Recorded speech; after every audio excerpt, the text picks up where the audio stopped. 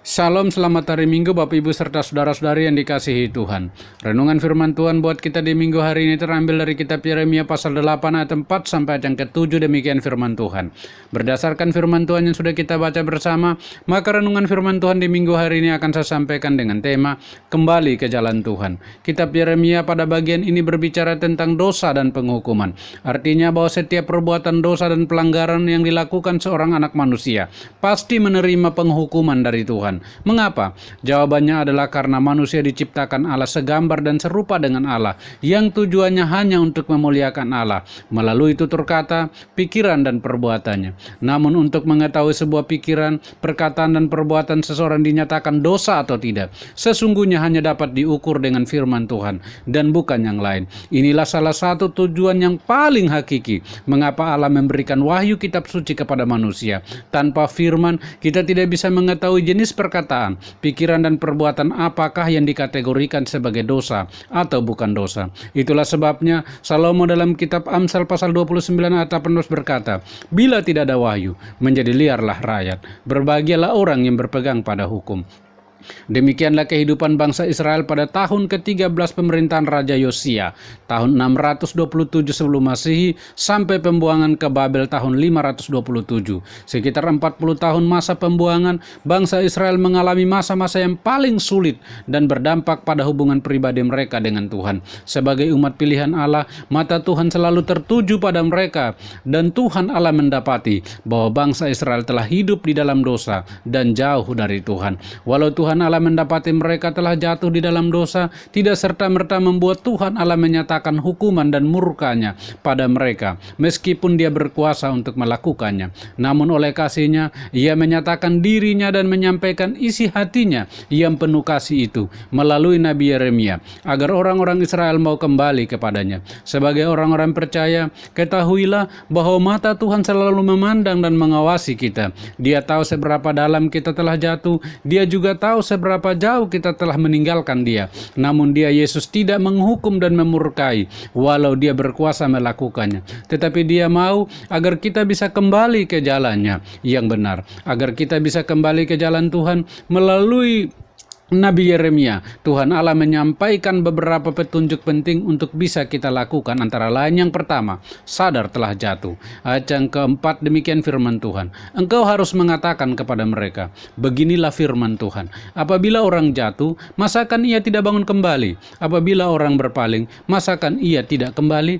Ayat ini menerangkan bahwa orang-orang Israel harus sadar bahwa mereka sudah jatuh dan berpaling darinya. Sebab jika mereka tidak menyadari bahwa mereka sudah jatuh, sungguh mustahil bagi mereka untuk bisa bangun kembali. Apabila mereka tidak menyadari bahwa mereka sudah berpaling dari Tuhan, sungguh mustahil mereka bisa kembali. Untuk itu dibutuhkan kesadaran diri bahwa mereka sudah jatuh. Artinya bahwa Tuhan menghendaki agar kita mau menjadi orang-orang percaya yang benar-benar mau menyadari bahwa kita telah jatuh di dalam dosa dan bersedia untuk bangkit kembali dari kejatuhan. Tuhan juga menghendaki agar kita mau menjadi orang-orang percaya yang benar-benar menyadari bahwa kita telah berpaling dan bahkan telah meninggalkan Tuhan. Tetapi saat ini kita mau benar-benar menyadarinya dan mau kembali ke jalannya yang benar. Kekuatan yang bisa membuat kita bangun dari kejatuhan kita di dalam dosa, dan yang juga bisa membawa kita kembali ke jalannya yang benar walau kita telah jauh sekali berpaling darinya dan bahkan telah meninggalkan Dia, dengan menyadari sepenuhnya bahwa kita telah jatuh dan tersesat. Tanpa kesadaran diri kita, sungguh mustahil kita mau berusaha untuk bangkit dan kembali ke jalannya yang benar. Seperti sabda Tuhan, sadarlah kembali sebaik-baiknya dan jangan berbuat dosa lagi.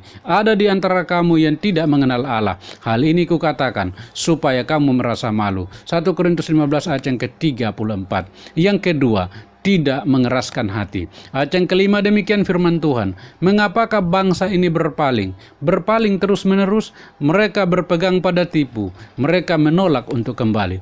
Tuhan melihat dan mempertanyakan sikap hati bangsa Israel yang terus-menerus berpaling, berpegang pada tipu, dan menolak untuk kembali. Kesimpulan dari cerminan sikap hati bangsa Israel ini menunjukkan bahwa bangsa Israel sebagai bangsa pilihan Tuhan, namun tetap mengeraskan hati untuk tidak kembali kepada Tuhan. Artinya rahasia di balik keputusan kita untuk bisa kembali ke jalan yang dikehendaki Tuhan tidak hanya dengan menyadari bahwa kita telah jatuh di dalam dosa dan telah berpaling meninggalkan Tuhan saja, tetapi juga dengan tidak mengeraskan hati kita seperti sabdanya.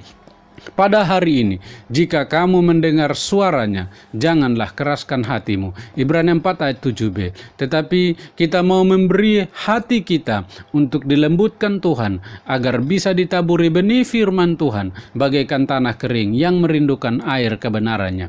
Tanpa kelembutan hati, sungguh mustahil kita bisa kembali ke jalannya Tuhan. Yang ketiga, mau bertobat. Ayat yang ke-6 demikian firman Tuhan. Aku telah memperhatikan dan mendengarkan. Mereka tidak berkata dengan jujur, tidak ada yang menyesal karena kejahatannya dengan mengatakan, apakah yang telah ku lakukan ini? Sambil berlari, semua mereka berpaling, seperti kuda yang menceburkan diri ke dalam pertempuran. Pada ayat ini, firman Tuhan menegaskan bahwa Tuhan benar-benar memperhatikan dan mendengar bangsa Israel. Tidak ada yang berkata jujur, tidak ada yang menyesal karena kejahatan dan dosa yang telah mereka perbuat, atau dengan perkataan lain, bahwa mereka tidak mau menyesali perbuatan dan dosa dengan bertobat dan kembali kepada Allah.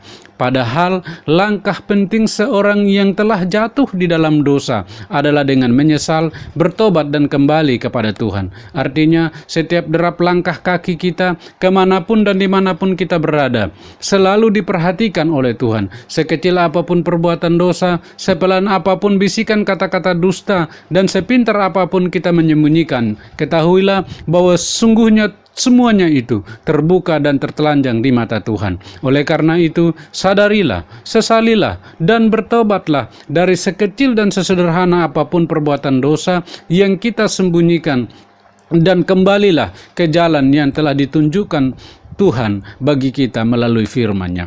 Yang keempat, lihat isyarat Tuhan. Ayat yang ke-7 demikian firman Tuhan.